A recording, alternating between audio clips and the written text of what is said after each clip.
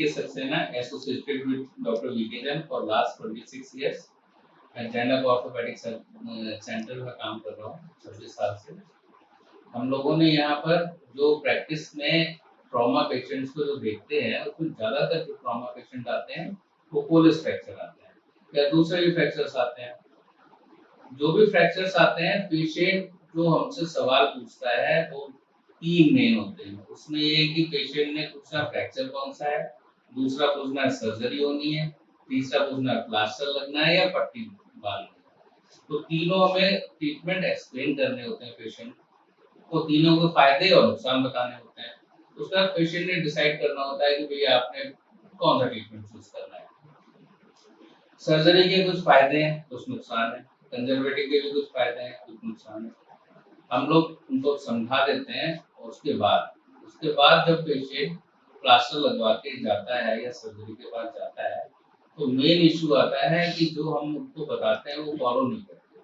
तो अच्छे से, जैसे कोलिस फ्रैक्चर में बता दिया कि भाई एक्सरसाइज करनी है, उंगली चलानी है, तो जनरली पेशेंट ये उंगली चला रहे होते हैं ऐसे, जबकि चलाना ऐसे चाहिए अच्छे से।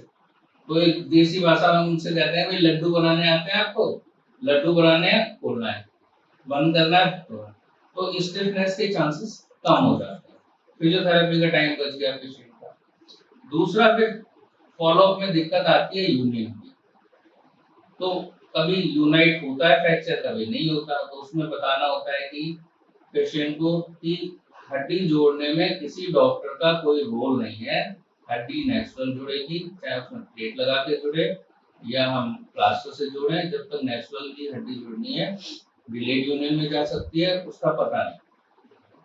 हाँ, अगर पेशेंट कहता है कि डॉक्टर साहब आपने सर्जरी कर दी, अब ये हड्डी क्यों नहीं जुड़ रही, तो उनको पूरा ये बताना होता है कि नहीं, हड्डी तो अपने आप ही जुड़ेगी, डिलेड यूनियन में जा सकती है, नॉन यूनियन में, उसके इलाज अलग होते हैं।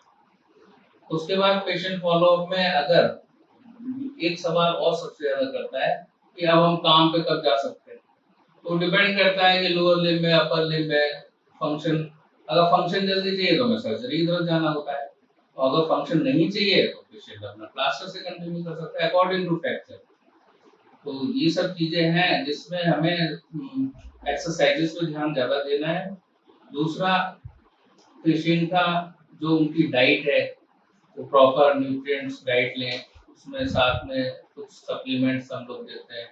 सप्लीमेंट के साथ में कुछ विटामिन डी का आजकल बहुत ज़्यादा इशू चल रहा है कि विटामिन डी डेफिशिएंसी से भी बोन्स वीक होने लगते हैं और वो फ्रैक्चर नहीं होता। हालांकि जो पेशेंट ठीक हो जाते हैं बिफोर टाइम, वो खुश होके जाते हैं, जो डिलेड में जाते हैं वो नाराज होने लगते हैं।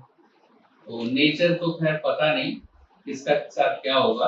कई बारी हम 6 हफ्ते बताते हैं, 4 हफ्ते में हड्डी जुड़ जाती है, कई बार 6 बताते हैं, 3 महीने लग जाते हैं। तो ये सब पेशेंट को एक्सप्लेन करने में जो हमने क्लिनिक पे प्रैक्टिस में देखा वो शेयर कर रहा हूँ। और